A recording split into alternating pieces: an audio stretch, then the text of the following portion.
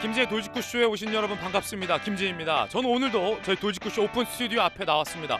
어제 늦은 시각 국민의힘의 윤리위가 이준석 당대표에 대한 징계를 결정했습니다. 당원 자격정지 6개월 중징계를 이준석 대표에게 내렸고요. 측근인 김철근 실장에게는 당원 자격정지 2년의 더 센 징계를 내렸습니다. 증거인멸 그리고 증거인멸 교사 의혹과 관련해서 윤리위가 이준석 대표와 김철근 실장의 해명을 들었지만 신뢰할 수 없다. 즉 증거인멸과 교사가 있었다라고 윤리위가 판단을 한 셈입니다. 사실상의 당대표직 박탈. 이 대표는 지금 강력 반발하고 있는데 오늘 이 소식 가장 정확하고 발빠르게 전해드리겠습니다. 저는 비가 오나 눈이 오나 매일 아침 이곳에서 여러분을 기다리겠습니다. 김지의 돌직구쇼 지금 라이브로 시작합니다. 잠깐만요.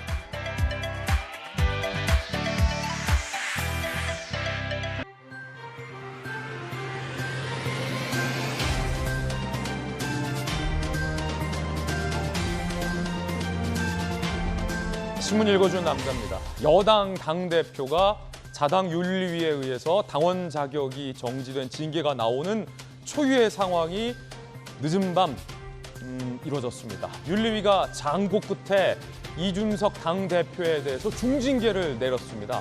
무려 당원 자격정지 6개월, 측근인 김철근 실장에게는 2년간 당원 자격을 정지시켰습니다. 이준석 대표는 즉각 반발하고 있습니다. 당대표 권한으로 징계 처분 보류하겠다라고 나서고 있습니다. 당대표직에서 물러날 생각이 없다라고 강하게 반발하고 있습니다. 초유의 상황입니다. 그 가운데 잠시 후 국민의힘에서는 원내 대책회의가 소집됩니다. 이 모든 이야기 오늘 김진의 돌직구쇼에서 가장 정확하고 발빠르게 전해드리겠습니다. 오늘 조간신문 4가지 키워드부터 살펴보시죠. 워낙 늦은 시각에 보도가 됐기 때문에 오늘 조간신문에서는 당대표 징계 소식을 한 신문도 다루지 못하고 있습니다. 먼저 동아일보부터 보시죠. 3%라는 키워드의 제목인데 8면에 쓰고 있습니다. 3%. 정부 재정 적자 40조, 45조 감축. 공무원 정원 공공 일자리 손본다. GDP 대비 재정 적자 3% 이내로 관리하겠다라고 나선 겁니다. 공무원 정원 건드리기 이거 쉽지 않은데 정권 때마다 연금하고 공무원 정원, T1은 매우 민감한 문제이기 때문에 윤석열 정부에선 손 보겠다고 나섰습니다. 그만큼 재정 적자가 심각하다라는 의미로 풀이되고 있습니다. 이어서 두 번째 키워드 살펴보겠습니다. 두 번째 키워드는 바로 이겁니다. 운명. 한국일보 3면 기사입니다. 검찰로 넘어간 박지원, 서훈 전 국정원장 2명의 운명, 직권남용 고리로 타악이 늘 수도 있다라고 보도되고 있습니다. 특히나 국정원에서 첩보 관련된 보고서가 무단으로 삭제됐다. 현 국정원은 밝혔는데 군에서도 이 첩보들이 삭제됐다라고 합참이 밝혀서 논란이 일고 있습니다. 잠시 후에 이야기 나눠보겠습니다. 47건의 민감한 첩보가 삭제됐다는데 여당에서는 선택적인 취사 삭제가 아니냐라고 월북몰이 의혹을 제기하고 있는 상황입니다. 이어서 다음 키워드 살펴보시죠. 세 번째 키워드입니다. 흐릿. 경향신문 4면에 쓰고 있는 기사입니다. 함께 보시죠. 공사 경계 흐릿한 국정. 도마에 오른 윤 대통령의 공정. 경향신문 비판하고 있습니다. 민간인이 나토 동행한 것, 인척을 채용한 것 등등 공사의 경계가 흐릿하다. 경향신문 매섭게 비판하고 있는데 이게 지지율 하락 원인으로 작용되고 있다. 국정 동력에도 타격 줄 수 있다라고 쓰고 있습니다. 이어서 네 번째 키워드 살펴보겠습니다. 이겁니다. 빈대떡. 빈대떡은 뒤집어야 제맛인데 민주당에서 빈대떡 얘기가 나왔습니다. 무슨 얘기일까요? 세력 과시한 친 이재명계가 결국 빈대떡 뒤집듯 룰 변경도 뒤집혔다. 그 뒤에 어마어마한 세과시, 이재명계의 세과시가 있었다라고 조선일보 분석하고 있습니다. 비주류에서는 패권을 입증하는 거 지금 국면에서 어리석은 힘자랑이다라고 비판했습니다. 조응천 의원이 어떻게 룰이 이렇게 빈대떡처럼 뒤집냐라고 쓴소리를 했군요.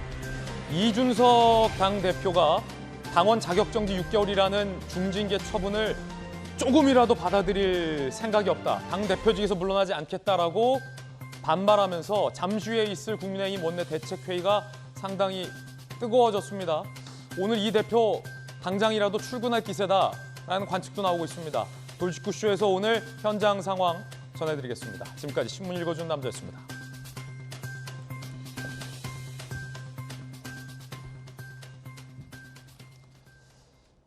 헌정사상 초유의 일이 발생했습니다. 이준석 당대표, 집권여당의 당대표가 자당의 윤리위에 의해서 무려 당원 자격정지 6개월의 징계가 내려지면서 사실상 당대표직 박탈이라는 해석이 나오고 있습니다. 자, 이 긴급한 소식 함께 하실 분들 소개해드리죠.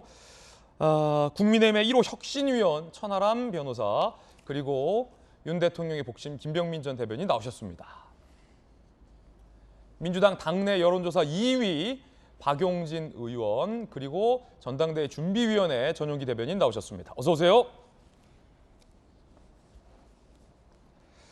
첫 번째 이야기부터 좀 시작을 하겠습니다. 이준석 대표의 운명이 아주 늦은 시각 정해졌는데 당원 자격정지 6개월이었습니다. 그 소식 지금 시작합니다. 당원권 정지 6개월, 중징계입니다. 정치 생명은 벼랑 끝이다 라는 이야기 지금 시작할 텐데 뉴스 속보부터 전해드리겠습니다. 이준석 대표가 본인에게 내려진 중징계 처분을 받아들이지 않겠다라고 선언을 했습니다. 당대표직에서 물러날 생각이 없다라고 밝히고 급기야 더 나아가 당대표에게 있는 권한으로 윤리위의 징계 처분을 보류하겠다라고 선언을 했습니다. 아마 이 당원 당규는 당대표가 징계받을 일이 그렇게 많지 않을 거기 때문에 당대표 본인에게 내려진 윤리의 처분을 과연 당대표 스스로 보류할 수 있는가라는 치열한 논쟁이 아마 예상될 것 같고요. 가처분이든 재심이든 모든 조치를 하겠다라고 이 대표가 강력 반발을 했습니다. 자, 이렇게 되면 윤리위에서는 더 센 징계를 내릴 수도 있다라는 얘기도 나오고 있고 윤리위의 징계가 과연 최고위에서 어떻게 될 것인가도 지켜봐야 할 것 같습니다. 물러날 생각이 없다라는 이 대표. 윤리위에서는 6개월간 당원도 아니다. 강력 징계. 당대표가 보궐 상황이 되면 권성동 원내대표가 당대표를 대행하게 됩니다. 자, 지금 이 시각 국민의힘에서는 원내대책회의가 예정돼 있는데 자, 국민의힘 당사 국회로 한번 가보겠습니다. 지금 저희 취재진이 국민의힘에 나가 있습니다. 국민의힘 원내대책회의에 참석자들의 모습이 보입니다.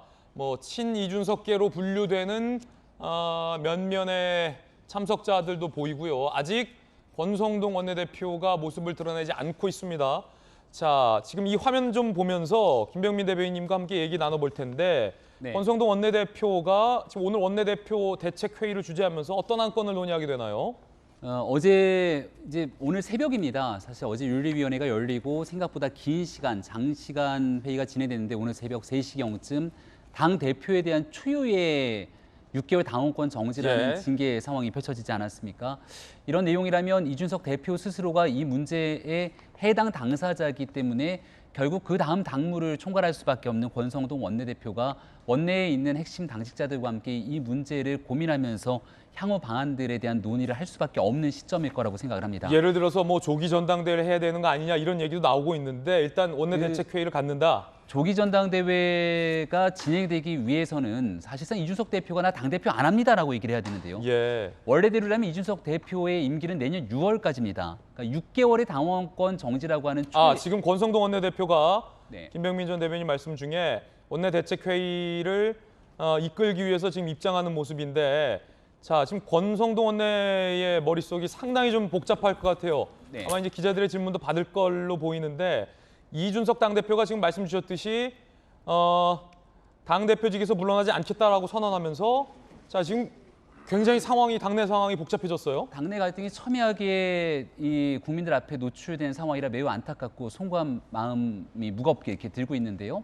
지금 있게 되는 건 원내 지도부들의 모임으로 볼 수 있습니다. 조금 전에 송원석 원내수석 부대표, 또 성일종 정책위 의장, 그리고 양금희 아마 원내 대변인 등들이 쭉 입장하고 있는 모습인데 최고위원회에서 지금 이 문제를 해결하고 논의하기가 쉽지 않은 만큼 원내 대책회의를 통해서 어제 있었던 오늘 새벽에 있었던 윤리위원회 징계 결정 이후 당이 어떤 방안으로 이 내용들을 수습하면서 가야 될지에 대한 여러 현안들에 대해서 지혜를 모으는 과정들을 아마 오늘 원내 대책회의를 통해 얘기를 나누지 않을까 싶고, 아마 자리에 앉으면 일단 모두 발언을 통해서 먼저 권성동 원내대표가 어떤 얘기를 할지 좀 지켜봐야 될 것 같습니다. 자, 성일종 정책위 의장, 권성동 원내대표가 가운데 앉았군요. 자, 목소리 한번 들어보겠습니다. 이준석 당대표가 징계를 받아들이지 않겠다.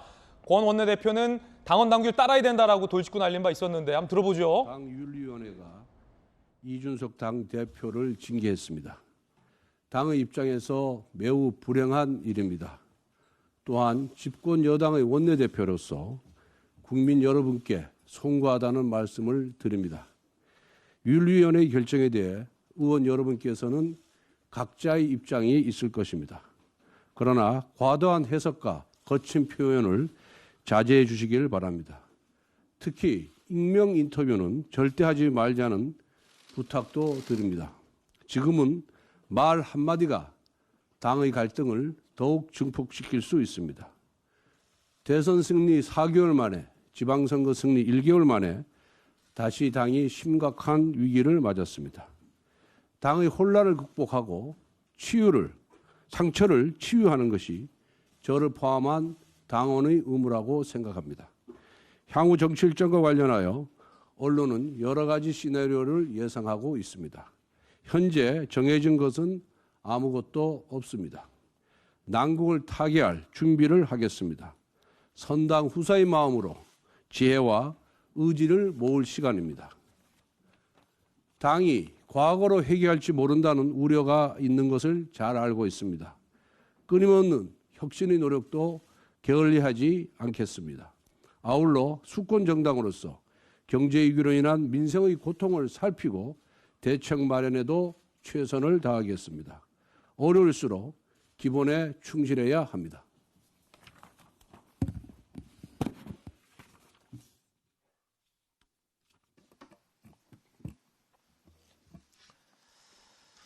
국민의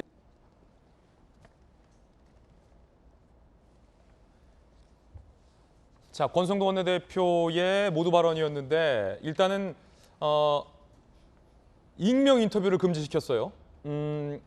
왜냐하면 지금 오늘 아침까지도 이른바 친이준석계로 분류되는 인사들이 라디오에서 윤리위에 대한 뭐 강력 비판의 워딩들이 나오면서 쿠데타다 이런 좀 과도한 발언들도 나오고 반대급부에서 이 대표를 향한 또 비난의 이야기도 나오고 있기 때문에 권성동 원내대표는 일단은 좀 당을 추스리자라는 차원에서 입단속을 시켰다. 하지만 지금 모두 발언에서 들어보면 어떻게 해야 할지 권성동 원내대표도 지금 마땅한 해법은 머릿속에 없는 것 같아 보여요. 이준석 당대표가 윤리위 징계를 수용하지 않음에 따라서, 불응함에 따라서 당내 상황이 상당히 갈등은 첨예해질 것으로 예상이 되고 있고요. 윤석열 대통령이 조금 전 출근길에 당원으로서 안타깝다라고 하면서 이 대표의 당무 언급은 부적절하다. 즉, 이 대표가 윤리위의 징계 결과를 보류하겠다라고 발언한 건 부적절하다라고 얘기를 한 것 같은데 잠시 후에 윤 대통령 얘기 나오면 좀 한번 자세히 좀 확인을 해 보겠습니다. 지금 속보가 들어왔군요. 윤 대통령 이준석 징계 당원의 한 사람으로서 안타깝다라고 얘기했고, 당무 언급은 부적절하다. 어려움 조속히 극복할 기대한다. 윤 대통령이 그러니까 굉장히 좀 중립적인 윤석열 대통령은 이야기를 했습니다. 앞으로 지금 국민의힘의 상황이 지금 초유의 상황입니다. 이항희 윤리위원장이 오늘 새벽이죠. 당원권 6개월 정지 징계를 내렸습니다. 그 이야기 바로 들어보겠습니다.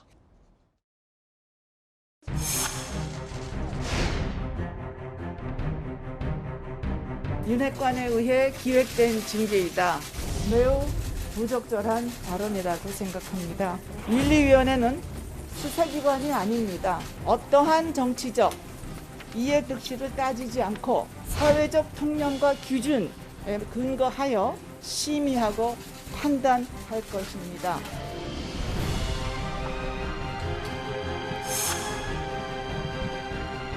국민의힘 당대표 이준석, 국민의힘 중앙윤리위원회는 상기인에 대하여 당원권 정지 6개월을 의결하였습니다. 자신의 형사사건과 관련하여 김철근 정무실장에게 사실 확인서 등 증거의 인멸, 위조를 교사했다는 혐의를 받고 있습니다. 사실 확인서의 증거 가치, 이준석 본인 및 당 전체에 미칠 영향, 김철근이 본인의 일이 아님에도 불구하고 7억 원이라는 거액의 투자 유치 약속 증서의 작성을 단독으로 결정하였다고 믿기 어려운 점 등을 종합적으로 고려했을 때 이준석 당원의 위 소명을 믿기 어렵다고 판단했고 윤리규칙 제4조 품위유지 의무 위반을 한 것으로 결정했습니다. 다만 위원회는 성상납 의혹에 대해선 판단하지 않았습니다. 오늘 새벽에 이양희 윤리위원장의 발표 지금 들어보셨습니다. 성상납 의혹에 대해서는 윤리가 판단하지 않았다. 다만 그 이후에 증거인멸과 증거인멸 교사 의혹에 대해서 윤리위가 징계를 내린 겁니다. 앞서 윤리위는 이준석 당대표와 김철근 실장을 불러서 직접적인 해명과 소명의 기회를 줬습니다. 이준석 당대표는 지시하지 않았다라는 취지로 소명한 것으로 보도되고 있고 김철근 실장은 순수한 마음으로 7억 원을 투자하겠다라고 약정했다라는 취지의 발언을 한 것으로 알려지고 있습니다만 윤리위에서는 이 두 사람의 소명을 받아들이지 않은 겁니다. 즉 이양희 윤리위원장 및 국민의힘 윤리위는 이준석 당대표가 김철근 실장을 통해서 성상납 의혹과 관련된 증거인멸 및 교사 행위가 있었다. 이것은 당의 품위 유지 의무 위반을 품위 유지 의무를 위반한 것이다라고 판단을 한 셈이 된 겁니다. 이로써 이준석 당대표의 당대표직은 사실상 박탈이 됐는데 말씀드렸다시피 이 대표가 이를 완강히 거부하고 있는 상황입니다. 김병민 대변인, 네. 초유의 상황이고 이양희 교수와 지금 윤리위에서는 이 대표의 발언을 믿지 않겠다. 쉽게 말해서 이렇게 지금 판단한 것 같아요. 어떻게 보십니까? 핵심은 성상납 의혹으로부터 이 모든 일들이 시작했는데 여기 이제 수사를 통해서 밝힐 수밖에 없는 내용이고 의견들이 상당히 충돌하고 있는 터라 예. 이 내용 자체를 기반으로 윤리위가 결정을 내리지는 않은 것 같습니다. 근데 문제가 훨씬 더 불거지게 된 이유 중에 하나는 지난 대통령 선거 기간 동안 아주 중요하게 대통령 선거의 모든 일에 매진해야 되는 그 시기에 김철근 정무실장이 해당 그 의혹 문제 당사자를 만나서 예. 7억 원의 각서를 써준 일이 문제가 돼서 드러났고 예. 그 각서에 대한 실체가 드러났기 때문에 여기 이제 이준석 대표가 사람을 보내겠다고 한 점, 이준석 대표는 몰랐다라고 얘기를 하고 있지만 이 모든 일들이 총체적으로 대통령 선거 기간 당 대표로서 또 정무실장으로서 해야 될 일을 한 것인가를 두고 아마 징계가 내려진 것으로 보입니다. 네. 지금 현재로선 이준석 대표가 받아들이지 않겠다 얘기하고 있는 것은 첫 번째로 당 대표로서 최고위원회의 유리 양권을 부여하지 않겠다는 뜻으로 보이고 6개월의 당원권 정지이기 때문에 최악의 경우 이 6개월의 당원권 정지를 다 끝나고 나서 돌아오게 되더라도 이준석 대표는 임기 한 6개월 정도가 남아있는 거거든요. 그렇습니까? 그러니까 통상적인 관념에서 이 정도의 중징계가 나오면 당대표직을 스스로 사퇴하지 않겠는가라고 평가하시는 것 같은데 예. 이준석 대표는 그럴 마음이 없다. 유리 징계가 잘못됐다. 나는 맞서 싸우겠다. 이런 입장으로 예. 지금 당이 점점점 어려운 시기로 흘러가는 것 같습니다. 이 절차적인 문제 때문에 이해를 위해서 좀 몇 가지 확인 질문 드리면 윤리위가 징계한다고 바로 징계 효력이 되는 게 아니라 당의 최고위에서 이른바 비준 내지 이제 승인을 해줘야 징계 효력이 시작되는 겁니까? 그래서 그 안건을 이준석 당대표가 올릴지 말지와 관련해서 최고위에 아예 상정 안 하겠다. 지금 이렇게 나오는 겁니까? 지금 현재 이준석 대표의 발언을 보면 첫 번째로 유리 판단을 받아들일 수 없기 때문에 여기에 대한 효력 정지 가처분 신청 등으로 법원의 판단을 구하겠다는 것 같고 정치적으로 해야 되는 최고의 안건 부여에 대해서는 말을 하지 않고 있지만 현재 이준석 대표의 워딩을 보게 되면 그럴 가능성도 꽤 있어 보이는데 당대표가 안건 상정 안 하면 최고위원들이 상정할 수 있는 거 아닙니까? 당대표가 만약에 당대표로서의 직무를 방기하고 당대표의 역할을 하지 않게 되면 그 역할을 이제 그 다음 권성동 원내대표가 당대표 대행으로서 일을 하게 될 수도 예. 있을 텐데 이준석 대표가 그 자리를 지키면서 끝내 부여하지 않겠다 이렇게 맞서기 시작하는 순간 당은 굉장히 정치적으로 혼란스러운 상황이 그렇군요. 지금 매우 혼란의 한 중심에 국민의힘이 섰는데 이준석 대표가 최근에 만든 이 혁신위의 혁신 1호 위원으로 또 지명된 천하람 네. 위원장은 어떻게 보십니까? 혁신을 해야 될 시기에 당이 이렇게 내용으로 흘러가서 저도 매우 안타까운 생각이고요. 일단 아까 말씀하셨던 그 내용들을 조금만 이제 얘기를 드리자면은 우리 윤리위원회 같은 경우는 헌법재판소 같은 독립된 기관이 아닙니다. 이제 헌재나 대법원 같은 경우는 삼권 분립, 사권 분립에 따라서 직접적으로 처분을 할 수 있는 독립된 헌법기관이죠. 그런데 우리 윤리위원회 같은 경우에는 당 내부 기관입니다. 그렇기 때문에 우리 윤리위 규정을 보더라도 윤리위원회가 어떤 의결을 하는 경우에는 그것에 대한 처분, 최종적으로 결정해서 처분을 하는 권한은 당 대표가 가지도록 하고 있습니다. 그래서 이게 최고위 부위까지 갈 게 아니라 처분 권한 자체를 당 대표한테 주고 있거든요. 저는 이 규정들을 보면서 굉장히 재밌다고 생각한 것은 이 윤리위 규정이나 당원 당규를 만들었던 사람들은 당 대표가 징계될 가능성은 전혀 생각을 하지 않은 겁니다. 그렇군요. 그리고 지금 이 당이 우리 당무가 굉장히 어려워질 수 있는 것이 보통 주식회사나 이런 데 같으면 대표와 회사가 분쟁이 있다면은 감사가 그걸 대행한다라는 규정 같은 것들이 있는데 그런 것들이 전혀 없습니다. 어허. 그리고 지금 저는 윤리위 결정 중에 문제가 하나 있는 것이 6개월이라는 기간도 굉장히 애매합니다. 아까 김병미 대변인께서 당대표가 돌아올 가능성까지 언급하셨는데 그렇게 된다라고 하면 이 6개월 동안은 이준석 대표가 사퇴하지 않는 한 당대표에 대한 어떤 논의도 하기 어렵습니다. 왜냐하면 그럴 경우 최악의 경우에 과거 KBS 사장에 예에서 보듯이 이준석 대표가 법정투쟁에서 승리하는 등으로 대표가 둘이 생길 가능성도 있는 것이거든요. 그러니까 이 여러 가지 것들을 놓고 보면 윤리위가 과연 이 결정이 가져올 파급이라든지 후속 조치들을 좀 염두에 두고 결정을 했는지 정무적으로는 굉장히 좀 많은 불행을 남겨둔, 불행의 씨앗을 남겨둔 결정이었다. 저는 그렇게 말씀드리겠습니다. 예, 이준석 대표가 SNS로 온라인 당원 가입을 지금 독려하고 있다라는 뉴스 속보도 나오고 있는데 이 대표는 지금 전투 준비 상황인 것 같아요. 이렇게 되면 당은 지금 천하람 위원장 얘기했듯이 끝없는 갈등에 수렁으로 지금 빨려 들어갈 수도 있는 상황이고 최악의 경우는 버티는 당대표와 당대표에 대한 탄핵 이야기도 나올 수 있는 상황이에요. 왜냐하면 지난 대선 때 이준석 대표가 2번이나 당대표로서 대선 캠페인을 보이콧한 적이 있었고 그때 국민의힘 의원총회에서 당대표 탄핵과 관련된 이야기도 나왔었기 때문에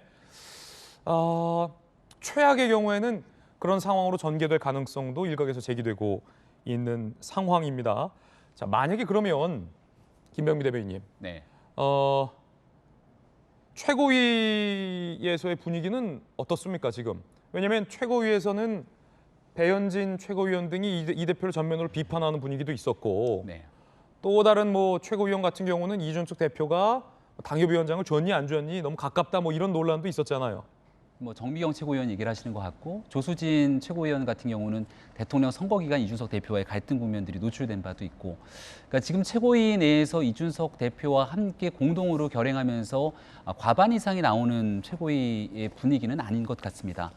이준석 대표 편에서 조금 이준석 대표를 지지 응원하고 있는 김용태 최고위원 등 청년 최고위원 등 일부 위원들이 있긴 합니다만은 지금 이 내용 윤리위가 결정한 것들을 전체적으로 최고위가 다 뒤집어 엎을 것처럼 가기에는 상당히 부담이 되는 국면이 될 수 있죠. 윤리위가 결정한 걸 최고위가 뒤집는다?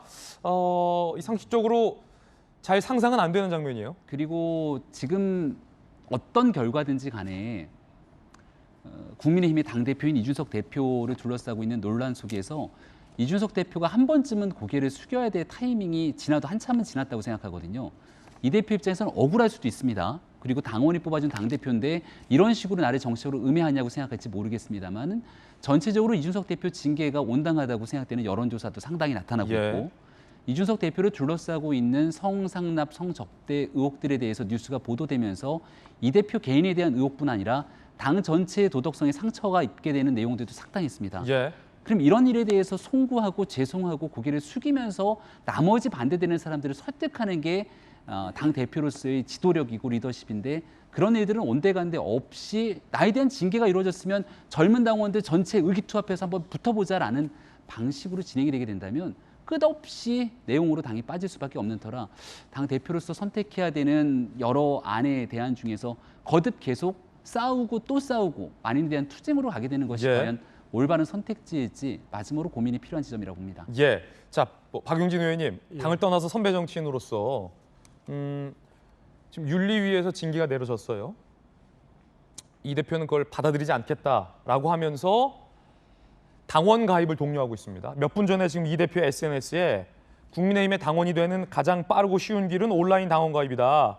한 달 당비 1,000원 납부 약정하면 3개월 뒤 책임 당원이 되어 국민의힘 의사결정에 참여할 수 있다. 3분이면 된다라고 한 달 당비 1,000원이다라는 당비 안내까지 하면서 지금 이 윤리위와의 결전을 당대표가 준비하고 있습니다.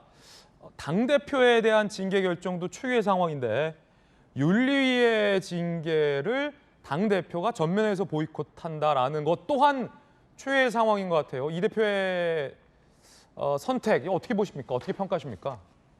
일반적인 정치 문법은 아닙니다. 그리고 방금 우리 자막으로 속보가 나올 때 이준석 당대표의 저 호소가 선동으로 들렸습니다. 당원 가입. 예, 선동으로 들렸고요. 그리고 이거 내전으로 가겠구나 하는 생각이 들었습니다. 역사에 그런 사례가 있어요. 모택동이라고 하는 중국의 지도자가 자기가 위기에 빠지자 홍위병을 선동합니다. 중국이 내전에 빠집니다. 그래서 엄청나게 많은 사람들이 사실은 희생이 됩니다. 예. 그 일이 갑자기 생각이 났어요. 내전이다 이건. 예, 그래서 이게 우리 정치가 국민들의 삶을 보듬는 게 아니라 누구를 지키겠다. 그리고 누구를 위한 정치. 이렇게 가서는 안 되는 것 아니겠습니까? 근데 이준석 당대표가 스스로 그거를 지금 예. 이른바 당내에 자기의 굴을 파고 그 안에 지금 농성을 들어가는 상황으로 보여지는데 제가 어제까지만 해도 이준석 당대표에 대해서 청년 정치의 상징으로 안타깝고 그리고 조금은 마음속으로 이렇게 편들어주고 싶기도 한 그런 느낌이 있었거든요. 지금 저 선동은 민주당으로서는 웃고 즐길 수 있는 상황이 될지 모르겠지만 집권 여당이 저렇게 엉망으로 가면 야당도 혁신 못합니다. 왜냐하면 상대 경쟁 정당이 저렇게 망가지는데 우리가 그냥 저 받아먹기만 하면 되는 것 아니겠어요? 지금 국민의힘 이준석 대표의 행동은 선택은 엉망이다. 엉망입니다. 저렇게 하시는 건 아닌 것 같고 예. 글쎄요. 내가 할 수 있는 선택지가 없다 이렇게 생각할 수 있는지도 모르겠지만 정치는 졌다고 생각하는 사람이 좀 지나고 나니까 이기기도 하고 그리고 양보한 사람이 최종 승자가 되기도 하고 그래요. 그러니까 이렇게 안 했으면 싶은데 이준석 대표는 젊지 않습니까? 그러니까 실패해도 다시 재기할 시간이 되게 많은 사람이에요. 그리고 멀리 보면 멀리 볼수록 이길 수 있는 사람이라고 예. 저는 보거든요. 근데 오늘은 오늘의 저 선택은 멀리 보는 것도 아니고 이기는 길도 아닌 것 같습니다. 자, 지금 패널들 각자의 의견들 전해드리고 있는데 이항희 윤리위원장의 징계 근거는 이렇습니다. 김철근 실장이 본인의 일이 아닌데도 불구하고 7억 원이라는 거액의 금액을 대신 나서서 투자하겠다라는 순수성이 설명이 되지 않는다는 겁니다. 따라서 이 대표의 소명은 신뢰하기 어렵다. 증거인멸 교사로 볼 수 있다라는 게 이항희 교수의 설명이었던 셈인데 자 그렇다면 천하람 의원님 네. 이준석 대표가 이렇게 반발하면서 네. 온라인으로 당원 가입을 독려하면서 박용진 의원께서 보시기에는 내전을 위한 선동으로 보인다. 네. 이렇게 이 대표가 반발하고 있는 이유는 무엇일까요? 그거는 너무 이제 민주당에서 이제 바라시는 말씀을 하시는 것 같고요. 그러니까 저는 그렇게 생각합니다. 이준석 대표라는 캐릭터는 과거의 정치 문법으로 설명하기 어려운 면들이 다수 있습니다. 저는 저렇게 이제 투쟁하고 내 자리를 지키겠다라고 하는 것이 과거의 정치 문법에는 어긋날지 모르겠습니다. 그냥 조용히 고개를 숙이고 물러나는 게 아름다워 보일지는 모르겠습니다. 하지만 저는 반대로 생각한다면 그것이 이준석 대표를 선출해준 당원과 국민들에 대한 책임을 버리는 것 아니냐. 그런 것 아니겠습니까? 민주적 정당성을 가지는 대표거든요. 비상대책위원장이 아닙니다. 그래서 그런 면에서 이게 단순히 본인의 영달뿐만 아니라 본인을 선택해주고 본인을 통해서 당이 조금 더 앞으로 개혁적인 방향으로 나갔으면 좋겠다라고 하는 당원들과 국민들의 열망이 있는 것이거든요. 그런데 이번 윤리위 결정은 사실상 당대표를 탄핵한 겁니다. 그런데 이 당대표를 탄핵할 만큼의 이준석 대표의 민주적 정당성에 상실이 있었느냐? 저는 그렇게 보지 않습니다. 물론 여러 가지 여론조사마다 좀 판단이 다릅니다만은 국민의힘 지지층으로 한정했을 때는 징계에 찬성한다는 의견과 징계에 반대하거나 아니면 조금 더 신중해야 된다는 의견이 팽팽하게 맞서는 상황이었어요. 그렇다고 하면 이준석 대표의 지지율이 예를 들면 탄핵선이라고 소위 얘기되는 10%대로 떨어졌느냐? 저는 그렇게 보이지는 않거든요. 그런 상황에서 이준석 대표의 민주적 정당성을 과도하게 윤리위 징계를 통해서 박탈하려고 하는 시도 자체에도 문제가 있다. 그리고 윤리위 징계에 대해서도 방금 윤리위의 판단을 말씀하셨지만 엄밀히 따지면 객관적인 근거나 증거를 대지 못했습니다. 지금 두 가지 정도의 문제가 있는데요. 첫 번째는 성상납을 우리는 확인하지 않았다 얘기했는데 만약에 성상납이라는 본체가 없다면은 사람 보내서 만나보라고 한 거, 투자각서를 쓰라고 한 거, 그게 무슨 문제입니까? 증거인멸이라고 하려면 그 범죄의 본체가 있어야 되는 것이거든요. 그게 과연 본체가 없는데 이 증거인멸이라고 할 수 있느냐는 논리적 근거가 빈약하고요. 두 번째로는 김철금 실장, 이준석 대표 둘 다 이준석 대표가 각서를 써준 거에 대한 관여가 없었다라고 얘기하고 있는데 그럼에도 불구하고 있었다라고 얘기할 만한 증거가 있느냐. 그냥 순수하게 이준석 대표 말 못 믿겠다라는 것이거든요. 이런 상황에서 저는 당원들의 이 판단도 정말 5대5로 극명하게 갈릴 수 있다. 그 상황이라면 저는 징계 처분 자체를 좀 더 신중히 써야 되는 거 아니냐라는 말씀을 드리는 겁니다. 자, 지금 제 오른편에 앉아 계신 천하람 위원과 김병민 전 대변인의 생각이 다소 상이하기 때문에 김병민 전 대변인께 또 의견을 같은 질문을 드릴 수밖에 없는데 지금 천하람 위원께서는 윤리위 징계가 섣불렀다, 잘못됐다, 이 대표를 징계할 만한 근거가 부족하다라는 의견을 주셨는데 김병민 전 대변인의 생각은 어떠십니까? 그러니까 천하람 위원이 하고 싶은 얘기는 아마 당원과 국민으로부터 선출된 당대표를 사실상 탄핵에 이르게 할 정도로 대표권을 빼앗을 권한이 윤리위에게 있는가. 그 윤리위가 그 정도의 행동을 하기 위해서는 그만큼의 여론이 숙고되고 그만큼의 정당성이 확보되기 위한 노력들이 필요하다는 얘기에 동의합니다.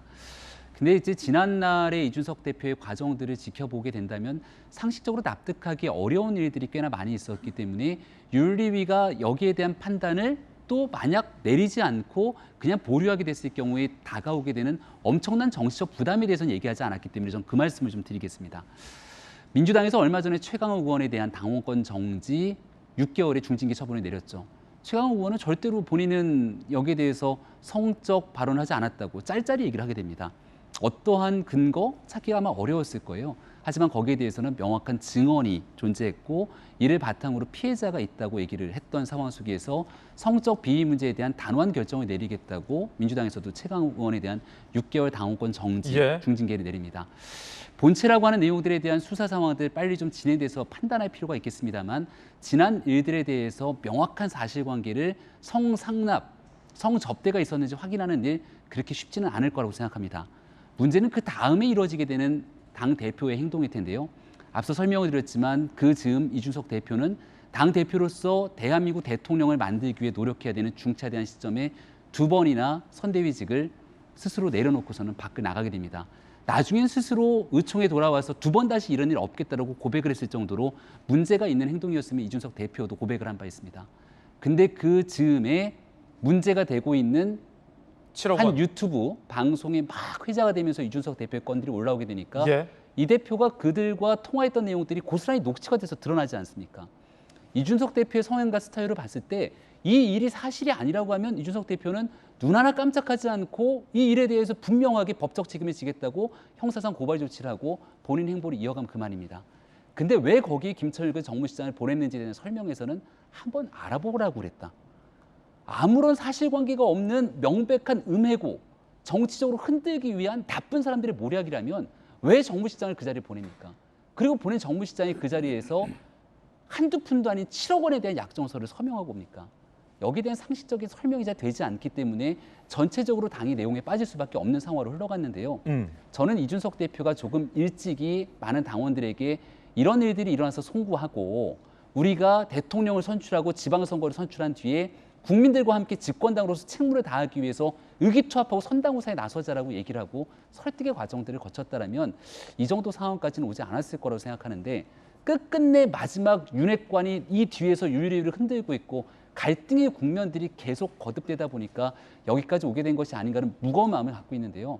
지금이라도 권성동 원내대표가 얘기하고 있는 선당 후사의 마음으로 좀 말을 서로 예. 다 아끼고 어떻게 이 위기를 극복할 것인지에 대한 지혜를 모으는 일에 이 대표도 같이 동참했으면 좋겠습니다. 자, 지금 천하람 의원과 김병민 대변인 두 분의 의견이 좀 다릅니다.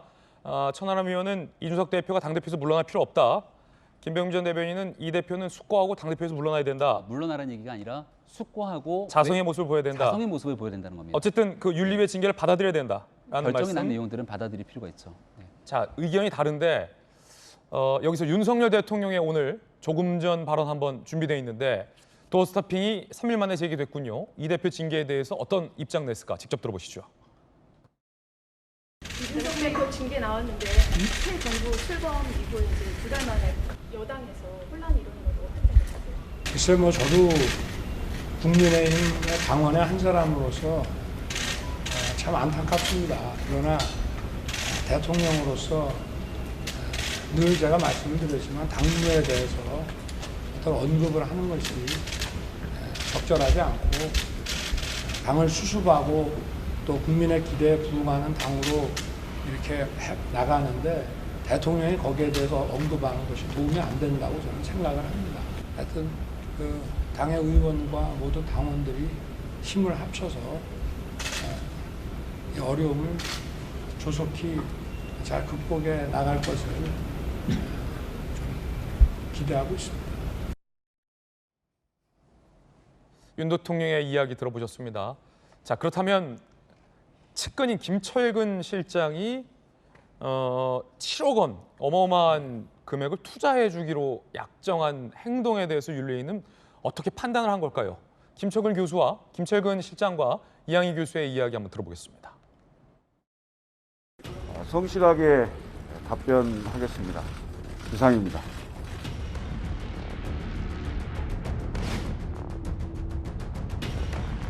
충분히 소명을 했습니다. 우리 윤리위원님들의 현명한 판단을 기대해 보겠습니다. 김철근 국민의힘 당대표 정무실장, 국민의힘 중앙윤리위원회는 상기인에 대하여 당원권 정지 2년을 의결하였습니다. 김철근 당원은 타인, 즉 이준석 당대표의 형사사건에 관하여 사실 확인서 등의 증거를 인멸, 위조했다는 혐의를 받고 있습니다. 장모 씨와 녹취록에서 장모 씨가 김철근 당원에게 위 약속 증서의 이행을 요구했던 점, 김철근 당원이 위 약속 증서의 이행 요구에 특별히 이의 제기를 하지 않았던 점, 각종 사실 자료 등을 종합적으로 고려했을 때 김철근 당원의 위 소명을 믿기 어렵다고 판단했고, 이에 따라 표미 유지 의무를 위반한 것으로 결정하였습니다. 자, 전용기 의원님, 측근인 김철근 실장에 대해서는 더 중한 징계가 내려졌어요. 당원 자격정지 무려 2년. 2년이에요. 7억 원의 거액의 약정서를 써주는 과정에서 아무런 이의 제기를 안 했다. 받아들였다. 7억 원 투자하겠다. 이게 윤리위에서 보기에는 너무 이상하다는 거고, 김철근 실장의 해명도 존재합니다. 순수한 투자였다라는 취지의 해명인데 7억 원이잖아요. 전윤기 의원님 어떻게 보십니까? 순수한 투자라는 이 해명에 대해서. 그러니까 이준석 대표가 성삼락 사건으로 이제 연루가 되고 나서 본인이 직접 내려가서 7억 원의 투자 약속을 했다라는 것에 대한 본인, 그러니까 당사자였기 때문에 뭐 당원권 정지 2년의 징계를 받았던 것이고, 그와 연루된 이제 이준석 대표는 당원권 정지 6개월을 받았다는 것인데요. 사실 그 윤리위원회에서의 저는 판단이 어느 정도 납득이 가는 상황이라고 생각을 합니다. 그 이유가 무엇이냐면, 왜 김철근 대표가 이준석 대표를 공격했던 그 대전에 내려가서 7억 원의 투자에다가 서명을 해줬는가, 이것을 왜 했는가에 대한 질문에 대한 답변을 하지 못했다라는 것입니다. 그러니까 어떻게 보면은 자신의 최측근이고 자기가 지금 당 대표로 모시고 있는 이준석 대표를 향한 공격, 그리고 엄청난 음해, 그러니까 정치 생명을 아예 끊어놓을 수 있을 만한 일들을 벌인 그 사람들을 찾아가서 내가 7억 원을 투자를 해줄게라고 이야기하는 것 자체가 누가 봐도 순수하지 못한 것이 아닌가 하는 의문점을 낳을 수밖에 없는 상황이기 때문에 윤리위에서는 저는 이런 판단을 했다고 봅니다. 그러니까 어떻게 보면은 정말로 그 7억 원을 투자 약속했던 곳이 훌륭한 기업으로 성장할 수 있는 근거가 됐거나 왜 이런 일들을 했었는지에 대해서 김철문 대표가 어느 정도의 소명이라도 있었다면은 윤리위원회에서 어느 정도 참작은 했을 거라고 보고 있지만 이에 대해서 7억 원 투자 약속을 했는데 아무런 근거 없이 순수하게 했기 때문에 나는 문제가 없다 정도로 이야기를 했기 때문에 윤리위에서는 이것을 진실로 받아들일 수 없었다라는 것이고 그 이후에도 이제 이준석 대표도 왜 내보냈는가에 대한 연유를 물었을 때는 이준석 대표도 자신의 정무실장인 김철문 대표가 왜 내려가서 7억 원의 투자 약속을 했는지 나는 모른다라는 모르쇠로 일관을 했기 때문에 이것은 증거인멸 교사가 직접적으로 일어나진 것은 아닐지언정 당에 엄청난 손해를 가지고 왔다는 측면에서 이런 중징계를 결정하지 않았나 저는 그렇게 보고 있습니다. 이준석 대표가 어제 윤리위의 판단이 내려지기 전에 직접 윤리위에 출석을 해서 소명을 했는데 소명 직전에 울먹거리는 모습이 포착이 됐습니다. 들어보시죠.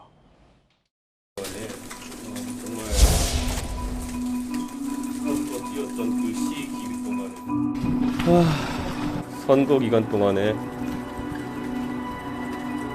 목이 상해가지고 정말 스테로이드 먹어가면서 몸이 부어가지고 여기저기서 왜 이렇게 살이 쪘냐고 놀림까지 받아가면서 선거 뛰었던 그 시기간 동안에도 정말 누군가는 선거 이기는 것 외에 다른 것들을 좀 생각하고 있었나 봅니다. 마음이 이렇게 무겁고 허탈할 수는 없다는 생각을 합니다. 왜 3월 9일 날 대선 승리를 하고도 저는 어느 누구에게도 축하를 받지 못했으며 6월 1일에 승리하고 난 뒤에도 공격당하고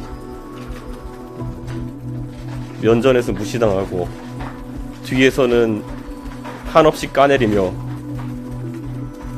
그 다음 날엔 웃으면서 악수하려고 달려드는 사람과 마주치면서 오늘 아침은 어떻게 대응해야 될까를 고민하면서 아침에 일어났는지 정말 지난 1년 동안의 그 소름이라는 것이 아까 그 보도를 보고 진짜 북받쳐 올랐습니다. 모르겠습니다. 제가 지금 가서 준비한 소명을 다 할 수 있을지 아니면 그걸 할 마음이나 들지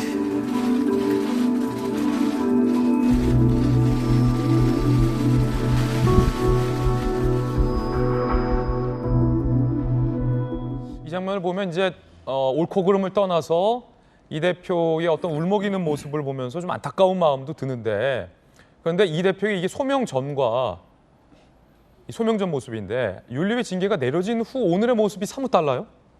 오늘의 모습은 이 대표가 온라인으로 당원 동료를 하면서 당대표에게 있는 권한으로 윤리위 처분을 보류하겠다라는 어제의 상황과는 완전 다른 모습이에요. 이 온도 차이 어떻게 보세요? 네, 일단 아마 그 소명을 마치고 나왔을 때도 이준석 대표가 굉장히 담담하고 본인이 소명을 잘 마쳤다라는 느낌을 주는 그런 상황이었습니다.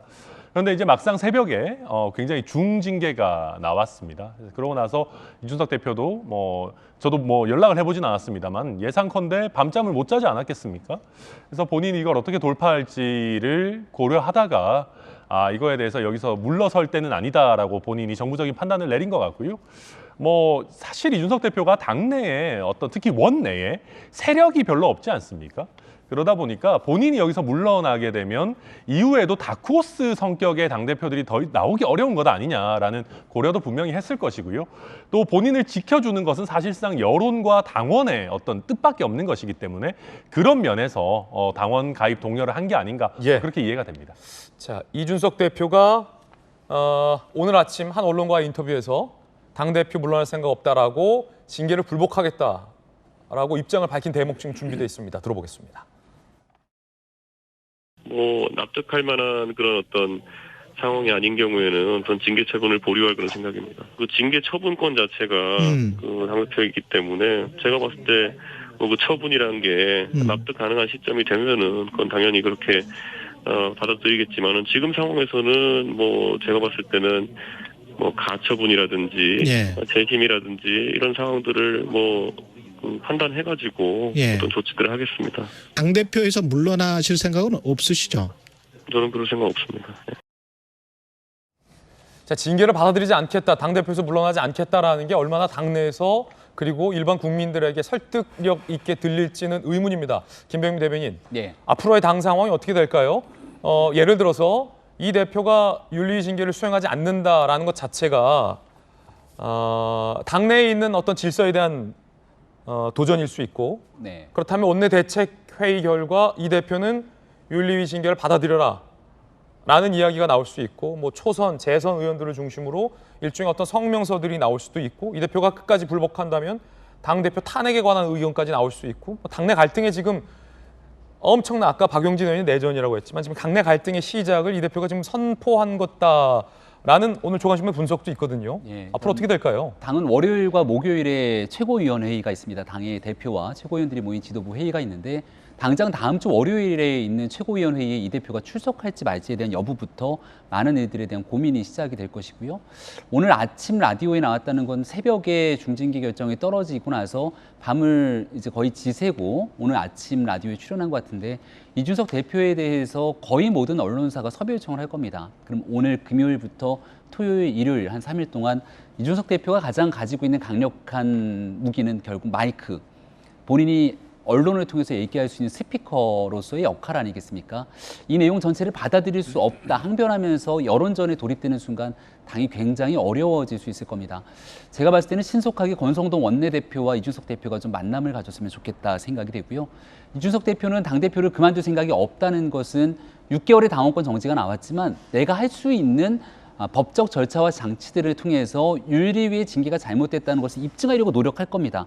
이 대표에게 주어진 책무일 수 있겠습니다만은, 그럼에도 불구하고 국민과 당원에게 송구한다는 마음을 좀 비추면서 예. 뭔가 퇴로를 열어가고 행동들을 할 필요가 있거든요. 자, 그 일을 권성동 원내대표가 원내대책회의 마친 것 같아요.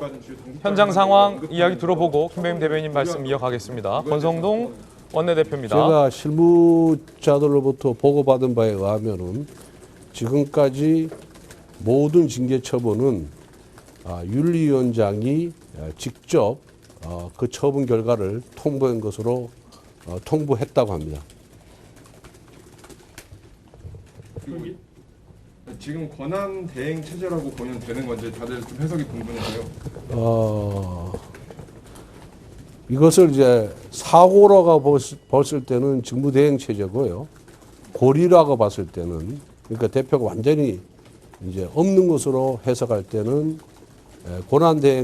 권한대행이 된다고 그렇게 실무자로부터 보고를 받았습니다. 그런데 과거에 김술래 최고위원 같은 경우에도 5.18 관련 망언 등으로 3개월 당원권 정지가 된 적이 있었고, 그 정지기간 이후에 최고위원으로 복귀를 한 전례가 있습니다. 그리고 6개월 업무가 정지되는 거기 때문에 사고를 해석해서 직무대행 체제로 보는 것이 맞다는 것이 다수의 의견입니다.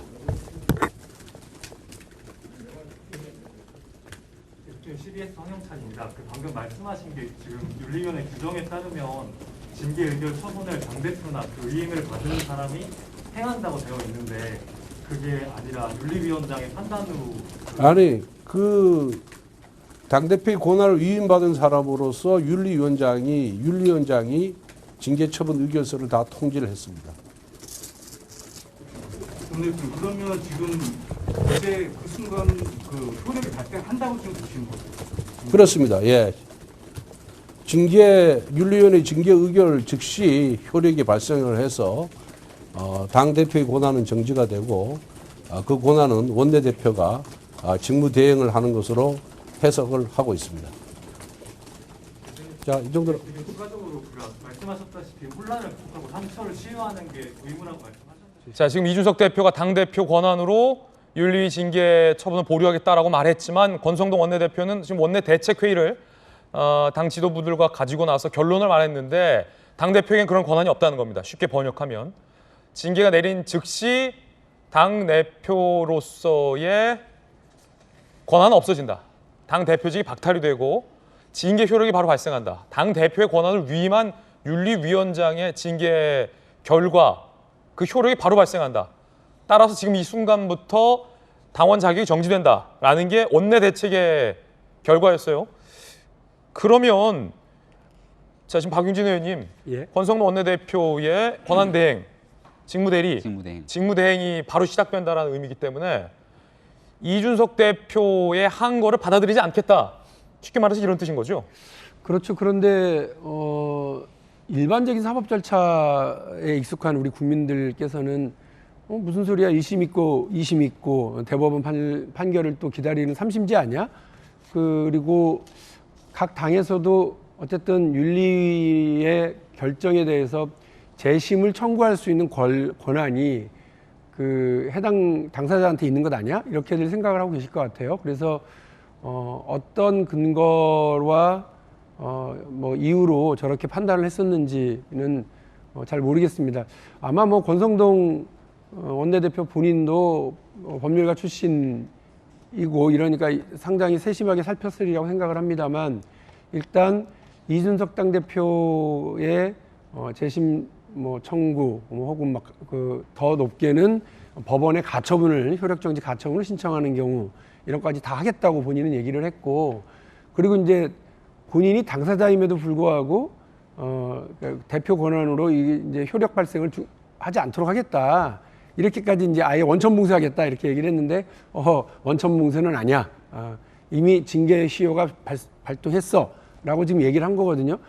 그 안에 내부에서 어떻게 그 당원 당규가 정해져 있는지 제가 모르니까 권성동 원내대표의 저 판단 근거가 아마 곧 그 국민의힘 안에서 제시가 될 거라고 생각을 하는데 지금 기세와 상황으로 봐서는 뭐 그 이준석 대표한테 이빨도 들어가지 않을 주장으로 보이고요.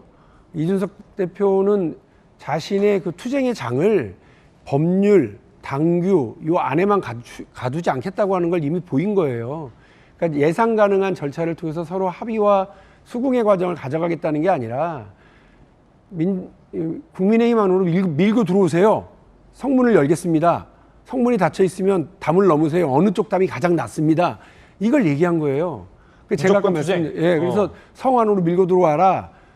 이렇게 지금 그 제가 선동이라고 표현을 했는데 정확하게 지금 그것을 하고 있기 때문에 권성동 원내대표가 저렇게 단호하게 원천봉쇄를 하겠다고 했음에도 불구하고 그렇게 쉽게 일이 끝날 것 같지는 않다 이런 생각이 드네요. 자 그렇다면 예를 들어 김병임 대변인님, 네. 최고위회가 있잖아요. 당 권성동 원내와 원내대책회의의 결론은 그러니까 국민의힘 지도부의 일단 1차적인 결론은 당 대표는 당원 자격이 없다. 윤리위 징계는 시작됐다기 때문에 권성동 원내대표가 직무대행으로서 최고위 회의를 주재하지 않겠습니까? 돌아오는 최고위 회의 때. 네. 그런데 이준석 대표의 입장은 나는 당대표 물러날 생각 없다. 이의제기하겠다. 그리고 윤리위 징계에도 불복하겠다라는 거기 때문에 초유의 상황일 경우에는 직무대행으로서 당대표 자리를 대신하려는 권성동 원내대표와 최고위 회의에 이를 불복하는 이준석 대표가 최고위 회의에 동시에 등장하게 될 경우는 어떻게 되는 겁니까? 그럴 가능성은 매우 낮다고 보는 게요. 아까 저 자리에 보면 한기호 사무총장도 배석을 하고 있는데 한기호 사무총장은 당연히 이제 기획조정국이라고 하는 기조국 내에서 당원 당규에 대한 해석들을 충분하게 하게 될 것이고 앞서 김순례 전 최고위원의 징계 과정들에 대한 전례들을 쭉 살펴봤을 겁니다. 그러니까 권성동 원내대표의 얘기를 들어보게 되면 여러 의견 중에 다수의 의견들이 모아졌다라는 표현들이 있게 되는데 이 내용에 대해서 한기호 총장이나 당에 있는 핵심 당직자들이 이준석 대표에게 관련된 상황들을 아마 보고했을 가능성이 저는 높을 거라고 봅니다. 그런 내용들을 충분하게 설명을 듣고 나서도 만약 지금 전혀 이 내용을 받아들일 수 없다고 최고위에 출석하는 순간 오히려 이준석 대표에 대한 정치적 운신의 폭이 좁아질 수 있고요. 이 대표 입장에서는 받아들일 수 없다는 본인의 내용들을 더 적극적으로 피력하기 위해서 법원에 이제 효력정지 가처분 신청을 낼 가능성은 있겠습니다만은 그런 내용들을 제외하고 당내에서 본인 혼자 독단적으로 나머지 행도들을 끌고 가기는 다소 무리가 있다고 생각합니다. 그러니까 이 대표가 당 바깥에서 이른바 이 같은 주장을 하면서 법적으로 시간을 끌거나 이의제기는 할 수 있어도 일단 당은 이 대표에 대한 징계 효력이 인정되고 권성동 원내가 직무대행으로 갈 것이다 라는 관측이군요. 자 그렇다면 이번 징계 결과와 관련해서 성접대를 했다라는 쪽에 김소연 변호사의 이야기도 지금 준비가 돼 있는데 한번 들어보겠습니다. 진술이 너무 구체적이어서 2명의 사람을 들이대면서 형님처럼 모시는 국회의원이라고 했고 한 명은 기업가더라고요. 이준석은 8월 15일 날 메기구이집 욕쟁이 아저씨 기억하면 아마 다 기억날 거예요. 그 자리에서 뭐 시계, 박근혜 대통령에 대한 청탁까지도 다 이루어졌다. 100번 토론이 아니고 그것이 알고 싶다라고 제가 여러 번 말을 했는데 그거는 이준석은 못 빠져나갑니다. 정치의 영역이 아니라 형사 사법의 영역입니다. 이 대표는 이에 대해서 결백을 호소했습니다. 과연 윤리위는 어떻게 받아들인 걸까요?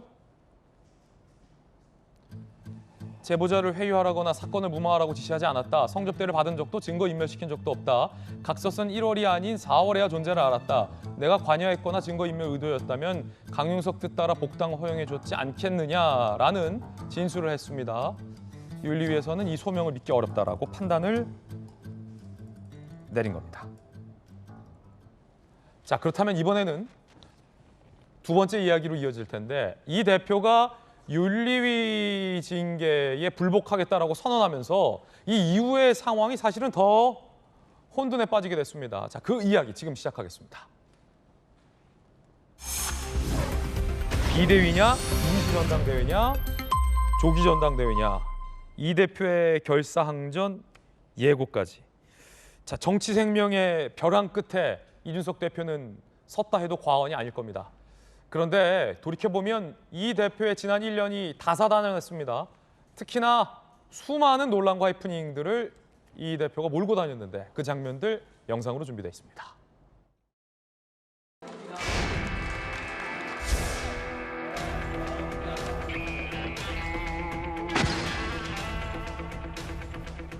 비공개 부분에서 나왔던 내용들이 자꾸 언론에 따옴표까지 인용되어서 보도되는 상황이 발생해서 최고위원회 의장 직권으로 오늘부터 비공개 회의에서 현안 논의를 하지 않도록 하겠습니다. 특정인이 참석했을 때 유출이 많이 된다는 예언까지 나오고 있기 때문에 저는 더 이상 이 상황을 묵고할 수 없고. 심지어 본인께서 언론과 나가서 얘기하신 걸 언론인들이 쓴 것을 누구의 핑계를 대면서 지금 비공개 회의를 합니까? 그만합시다. 비공개 회의를 아니 어차피 유출시킨 거잖아요. 뭘 유출시킵니까? 본인이 이게 제일 많았어요, 여태까지.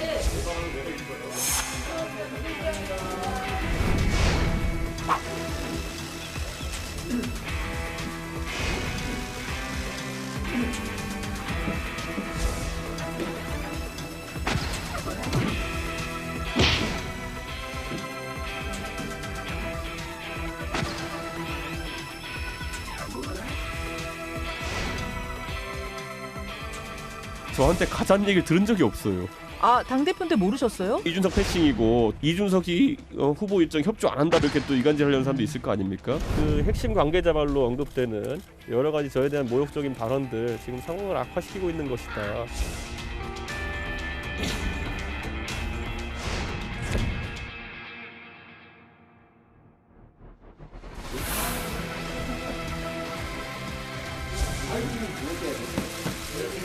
잘 풀었어요? 아, 쉬기는 제가 고생했지.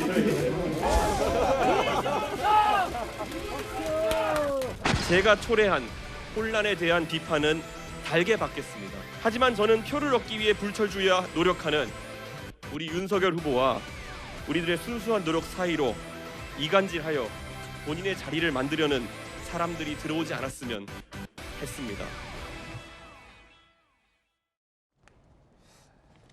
자, 이 대표의 지난 1년의 모습이었습니다. 결국 이 대표에 대해서 징계가 내려졌지만 이를 불복한 이준석 대표. 오늘 아침 한 인터뷰와 매체에서 윤리위를 강하게 이 대표가 비판했습니다. 들어보시죠. 후보 유지 뭐 잘못해가지고 당에 손실을 끼친 것이 무엇인지를 저는 듣지도 못했거든요. 예. 그러니까 저는 굉장히 이례적인 그런 윤리위원회 절차였다 이렇게 생각합니다. 믿기 어렵다라는 것이 처분의 사유가 된다고 하면은 이거 앞으로 굉장히 윤리위원회가 우리 당에서 나쁜 선례가 되는 게 아닌가. 이런 것에 있어가지고 믿겨진다, 믿기 어렵다 이것은 판단의 기준이 될 수 없고 이게 사실이 인정되느냐 아니냐가 돼야지 이게 처분이 가능한 것인데 예. 저는 앞으로 아니, 믿기 어려운 것에 대해서는 전부 다 문제를 삼겠다고 한다면 이게 굉장히 좀 의아하죠. 굉장히 좀 위험한 판단이었다는 생각합니다. 윤리위를 강력 비판하면서 이 대표는 당대표에서 물러날 생각이 없다라고 했고, 조금 전 권성동 원내대표는 이 대표의 의견에 정면으로 반대를 했습니다. 당대표 효력 정지는 이미 발동했다며 권성동 원내대표가 직무대행 처리로 가겠다라고 선언을 했습니다. 자, 그렇다면 버티기와 사퇴 압박 사이에서의 강한 갈등이 예상되는 지점입니다. 이 대표 윤리위 재심 청구, 징계 효력 정지 가처분 등 불복 절차, 당원권 6개월 정지 끝난 뒤 복귀하려 할 것이고, 당내에서는 사퇴 압박을 가속할 것입니다. 당내 지도부 총사퇴 가능성도 거론하며 자진 사퇴 촉구를 할 가능성이 있는데, 자, 서재현 당협위원장 오늘 나오셨습니다. 네. 서재현 위원장님, 버티려는 자와 물러나게 하려는 쪽의 갈등이 상당할 걸로 보여요. 일단 당장 권성동 원내대표는 이 대표의 당대표에서 물러날 생각이 없다라는 거에 지금 강하게 반박하고 있어요. 윤리위 징계는 이미 시작됐다. 당대표 아니다. 당대표 없다. 원내대표가 직무대행하겠다라고 지금 선언을 하지 않았습니까? 아직 이 대표의 이에 대한 입장이 나오지 않았지만 이 대표는 또 이에 대해서 반박할 걸로 보여요. 나는 아직도 당대표다, 아마 이런 반발이 나올 수도 있을 것 같은데 어떻게 될 걸로 보이세요? 예, 보통 보면 이제 뭐 증시도 그렇고 여러 가지 상황에 봤을 때 시나리오가 보통 1개, 2개 정도면 다 예측 가능한데 이번에는 수십 개가 나올 수 있습니다. 시나리오가요? 예. 무슨 말입니까? 왜냐하면 만약에 이준석 대표가 그 재심의를 이렇게 요청해서 그것이 하나 받아들여서 경고로 내려졌을 경우에는 그냥 바로 복귀하면 되는 것이거든요. 네, 그리고 만약에 그게 사법 처리가 됐는데 그게 무혐의로 나왔다. 그러면 이것은 절차적 정당성이라든지 말씀하셨던 요체 자체가 불확실하게 성립되지 않기 때문에 이거는 정치적인 영역에서 싸움이 되는 것이다. 그래서 권성동 원내대표가 얼마 전에 한 게 있습니다. 신속성이 아니라 이번에는 정확하게 해야 된다 말씀이거든요. 저는 국민의힘이 이거 첫 단추부터 잘못 끼었다. 왜냐하면 이 사건, 이 상황 인지한 게 1월입니다. 그때 우리가 모두가 이제 다 아시겠지만 대선이 중요하다는 핑계로 이걸 밀어버렸거든요. 그러니까 밀어버리다 보니까 이것이 계속 불신이 이어지다 보니까 이준석 대표는 계속 윤핵관이라고 지목되는 그분이 바로 옆에 계시니 그분이 나의 정치 생명을 끊을 수도 있고, 말씀드렸지만 윤리위가 독립적인 기구이지만 당대표를 의도성이 있다면 위협할 수 있다는 그 선례를 남기면 안 된다는 당대표의 책임감으로서 어떻게 보면 저렇게 이렇게 공격성을 더 할 수도 있는 문제거든요. 그래서 이 부분에 대해서는 어떤 관점이나 어떤 입장에서 할 때 시나리오가 너무 많기 때문에 혼란은 계속 이어지는데, 아쉬운 것은 지금 상황에 국가적 상황에서도 녹록지 않지 않습니까? 근데 야당 대표도 사실 문제인데 이제 여당 대표, 그래서 굉장히 이제 국가적인 사안이라고 할 수가 있겠죠. 권성동 원내대표는 이준석 대표가 불복해도 권한 대행 체제다라고 당대표에 대한 징계를 공식화했습니다. 다만 이 대표와 원내 지도부 사이에 직무정지 시점을 놓고도 또 갈등할 가능성은 남아 있습니다. 예를 들어서 함께 보시죠. 원내 지도부는 지금 당장 징계는 시작됐다라고 지금 강하게 이 대표를 압박해 들어가고 있어요, 벌써. 하지만 이 대표는 지금 온라인으로 당원 가입을 독려하면서 갈등으로 가고 있는데, 자, 천하람 위원님, 네. 권성동 원내와 원내 지도부는 이 대표의 주장을 소위 이제 기각을 한 셈이 됐어요. 네, 아마 이제 기존 선례 같은 것들을 당에서 본 것 같은데요. 근데 이게 좀 재미있는 지점은 당대표에 대한 징계라는 것은 사실은 선례가 없습니다. 그래서 이게 저희가 지금 정말 안개 속을 걷고 있는 것이거든요.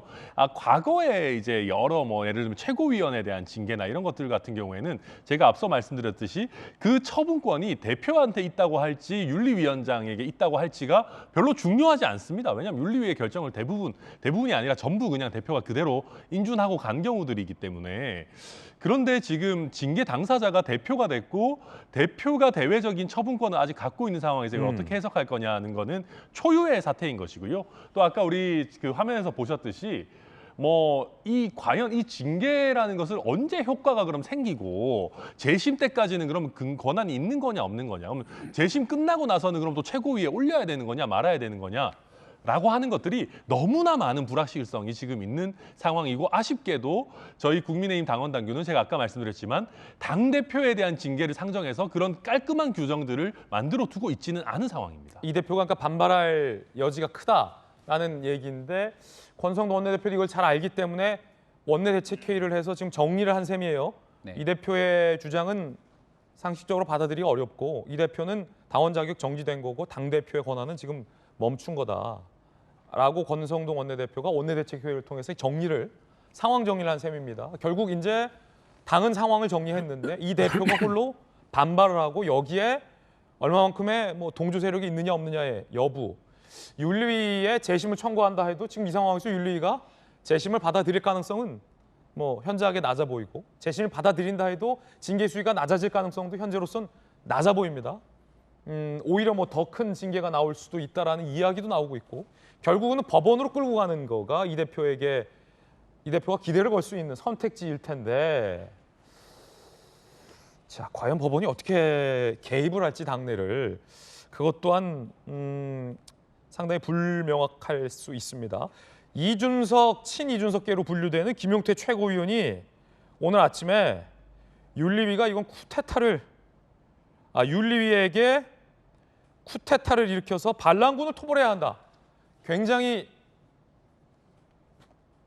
충격적인 이야기를 했습니다. 이야기 들어보시죠. 저는 뭐 윤리위가 당원과 국민이 뽑은 당권에 대해 쿠데타를 일으켰다고 봅니다. 반란군은 토벌해야 된다고 생각되고요. 그 근거가 당대표의 소명을 믿을 수 없다. 이 윤리의 한마디였습니다.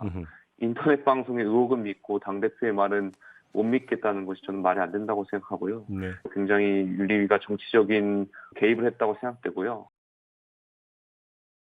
윤리위가 당대표를 향해서 쿠데타를 한 거기 때문에 반란군을 토벌해야 된다라는 이제 친 이준석계 최고위원의 발언이 나왔는데 박윤진님 어떻게 보십니까? 아까 선동이라고 이 대표 비판하시잖아요.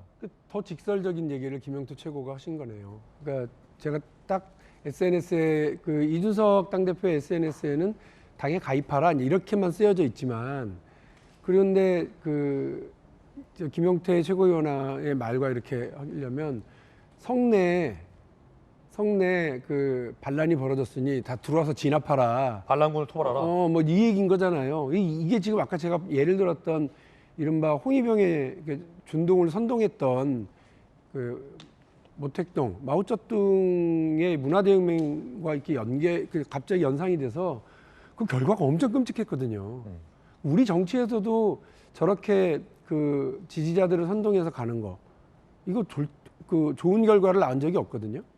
또 지금 미국 정치에서도 엄청나게 문제가 되고 있는 이 트럼프의 의사당 난입 선동 했냐 안 했냐, 방치했냐 안 했냐, 또 그거하고 딱 지금 연결이 되는데요. 우리가 열정도 필요하고 용기도 필요하죠. 지혜도 필요합니다. 지금 제가 자꾸 민주당이 당대표 후보 출마를 선언한 사람으로서 자꾸 남의 당 얘기를 하는 게 좀 안타까운 상황이긴 한데 예. 지금 지혜를 좀 발휘를 하시길 바랍니다. 이 양쪽이 시속 게임하는 거거든요. 정치는. 근데 지금 민주당이 민주당이 볼 때는 국민의힘이 저렇게 자중질환을 겪으면 저희가 웃을 것 같지만 실제로 그 국민의힘이 저렇게 안 되면 저희도 그냥 바로 영향을 받습니다. 그러니까 서로 반사 이익 보는 정치는 이제 그만하고 싶은 생각을 가지고 있는 사람이기 때문에 국민의힘이 지혜를 좀 발휘하기를 바라겠습니다. 예, 반란군을 토벌해야 된다. 김용태 최고위원의 발언에 대해서 박용진 의원이 굉장히 강하게 비판을 했어요. 저게 선동이고 저게 속뜻 아니냐라는 건데 김용태 최고위원이 본 반란군이라는 건 김병임 대변인 그럼 누굽니까? 윤리위입니까? 아니면 윤리위의 징계를 바로 추인한 권성동 원내대표입니까? 반란군은 누굽니까? 저 얘기를 했을 때는 권성동 원내대표가 이 내용들을 확정짓기 전이었기 때문에 권성동 원내대표를 특정하지는 않았을 텐데 이준석 대표가 윤리위 활동이 전개되는 내내 윤핵관을 언급한 바 있습니다. 그리고 다음 주엔 간장한 사발 할 것 같다 이렇게 특정 정치인을 모욕하듯이 얘기했던 적도 있고, 그러니까 이런 갈등의 국면들을 대립각을 정확하게 세워가면서 본인들의 세계관을 쌓아 나가는 것이죠. 그러니까 굉장히 좀 안타까운 일인데 이 일이 잘못돼 있는 것이 어디서 촉발됐는지를 보고 만약에 문제가 되는 일이 있으면 고개를 좀 숙이고 한 발 물러나야 되는데 만약 이준석 대표가 윤리위의 징계를 받더라도 이준석 대표의 성상납 의혹과 관련된 내용들 때문에 징계를 받은 게 아니라 젊은 청년 정치인들이 뭘 좀 해보려고 하니까 권력을 가지고 있는 구태 세력들이 쫓아낸 거야.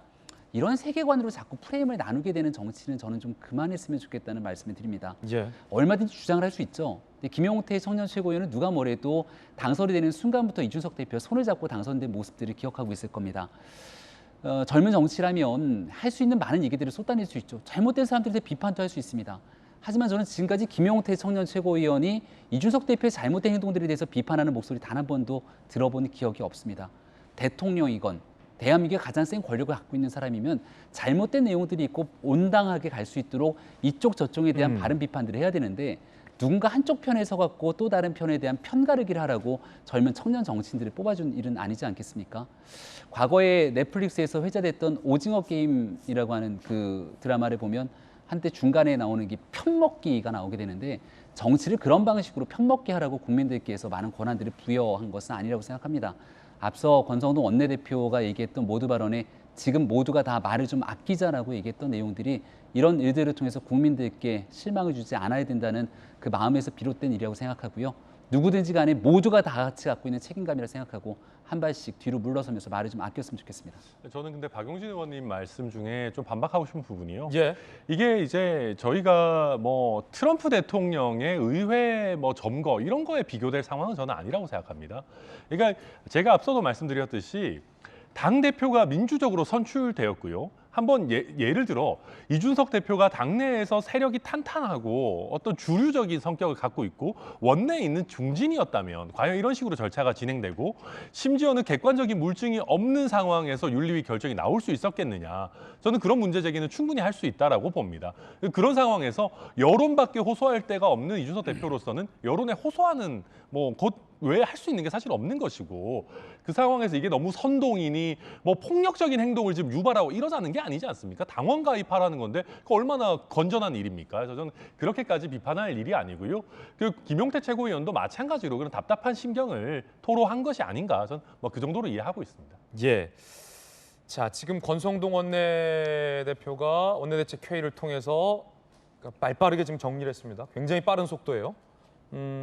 윤리위의 결과를 비토하는 당대표, 이준석 당대표의 반발을 무력화시켰다라고도 볼 수 있겠고 당은 정리가 됐어요.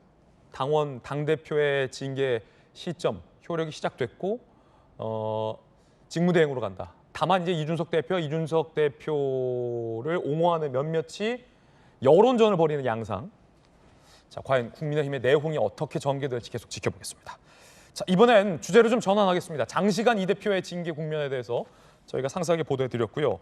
이건 못지않게 뜨거운 뉴스가 오늘 하나 있습니다. 주제 공개하겠습니다.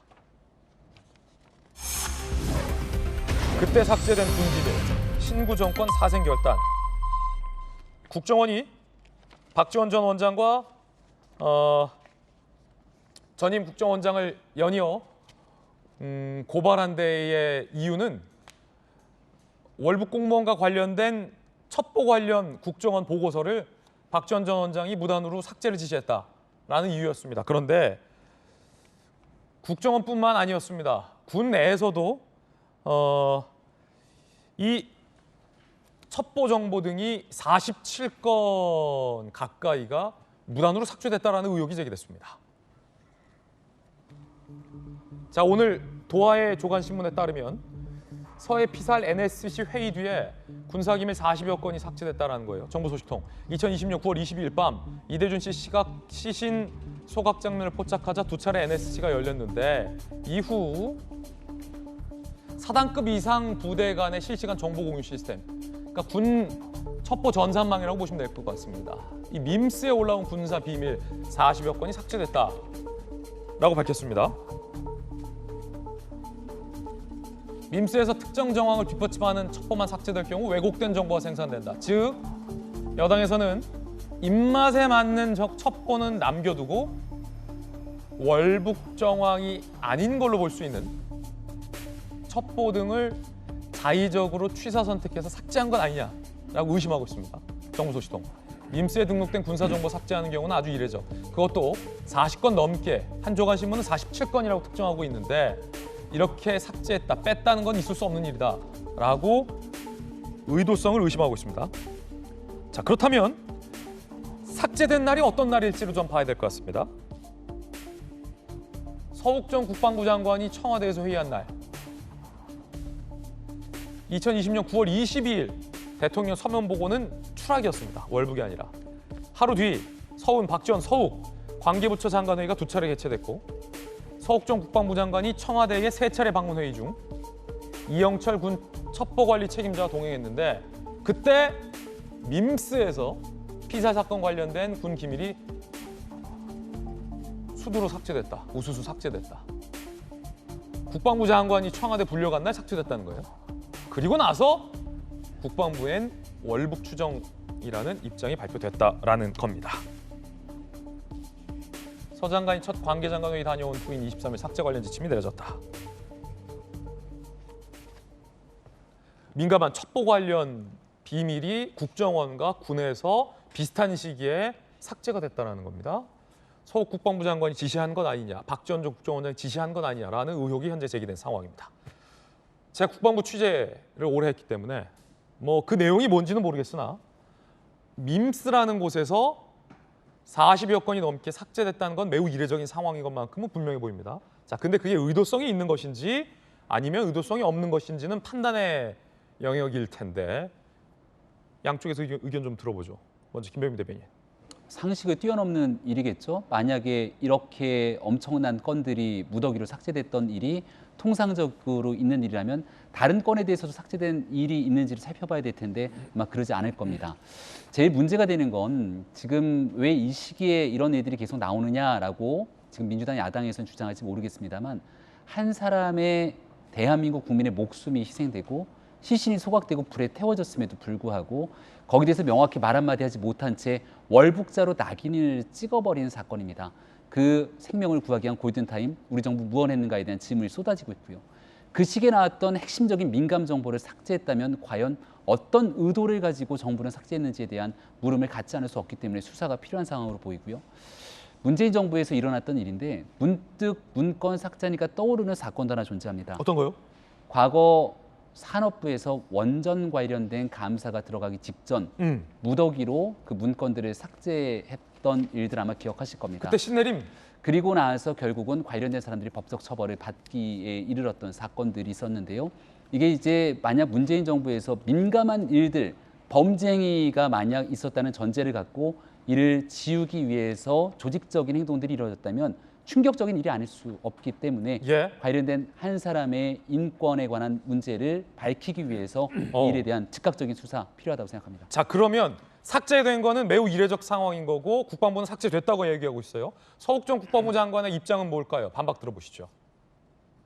삭제 지시한 적 없다. 민감한 첩보 내용이 무관한 사람들에게 전파되면 혼란을 줄 수 있다고 보고 꼭 필요한 부서만 보게 하자는 지침을 줬던 거다.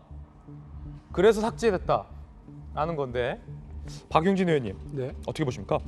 아니 저게 삭제인지 아니면 서욱 전 장관이 얘기하는 것처럼 일부에게 비공개되도록 만든 건지 그건 모르겠습니다. 그리고 굳이 국방부가 저렇게 한 것을 누가 시켜서 한 것인지 지금 말씀하신 것처럼 청와대에 다녀온 뒤 그랬다라고 이렇게 몰고 가면 그럼 청와대에서 지시한 것처럼 돼버리겠는데요.